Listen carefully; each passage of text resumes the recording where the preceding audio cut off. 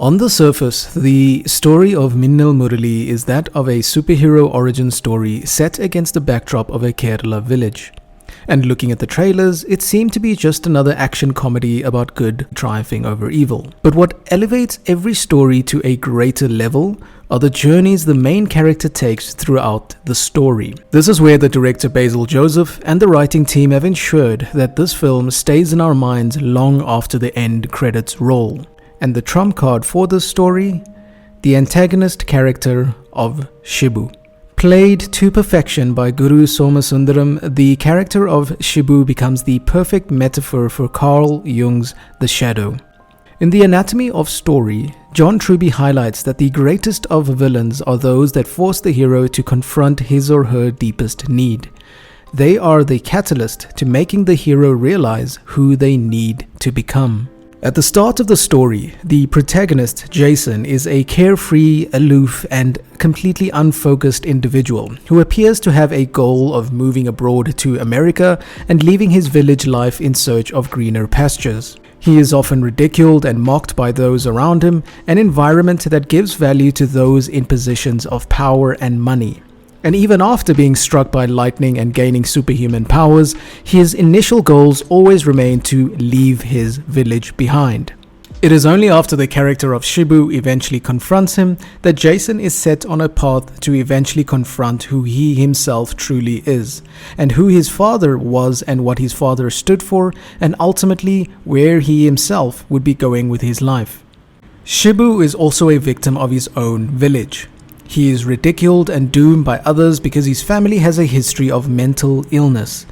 It is only after his long-lost love, Usha, returns to his village that his own arc begins to take shape. The problem is that at every turn, the circumstances that are outside of his control, such as his lower status and his history of mental illness, become the very things that constantly push him further and further away from his goal of starting a life with the woman he loves.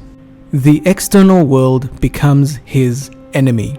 He doesn't start off wanting to harm anyone, but it soon becomes apparent that he quickly develops a taste for using violence and power to get what he wants. All his life, he has felt powerless and out of control with what happens to him. And so, when he's finally given the power, he uses this power to take control of his surroundings and bend the world to his own will, in a desperate attempt to bully the world into staying out of his way. Those who are downtrodden in society often respond in violent ways because of the power it gives them. And that becomes the key difference between Jason and Shibu. Both are ridiculed and teased often, both are flawed people, and both are losers in their own society. But as the story progresses, Jason remembers everything his father used to stand for. The ideals of helping others, of courage, of empathy slowly begin to take shape in Jason's mind and to shape his own actions. Whereas the character of Shibu has no such moral compass to guide him. And so in many ways, he becomes the yin to Jason's yang, the dark version of what Jason could have become had he not had the moral compass to guide him. He eventually reaches a stage where he puts his own goals before those around him, while Jason reaches a stage where he starts to put others and their well-being before his own needs. The downfall of Shibu is ultimately a tragic story. He starts off as someone with good intentions, trying to do things on the right side of the law and within his means, but the world around him drives him to a breaking point, and towards the end of the story, when he finally receives the love he has always sought after, and then loses it immediately to the same people who mocked him all his life, this proves to be his breaking point. The real villain of the story is actually the prejudice and the injustice shown to those who are marginalized in society. Oftentimes, it is this ignorant behavior that drives even the best of men to points of no return. The story forces us to ask ourselves the question, who would Shibu have become had he been given a chance in society? How much would the world around him prosper if he was given a more understanding environment?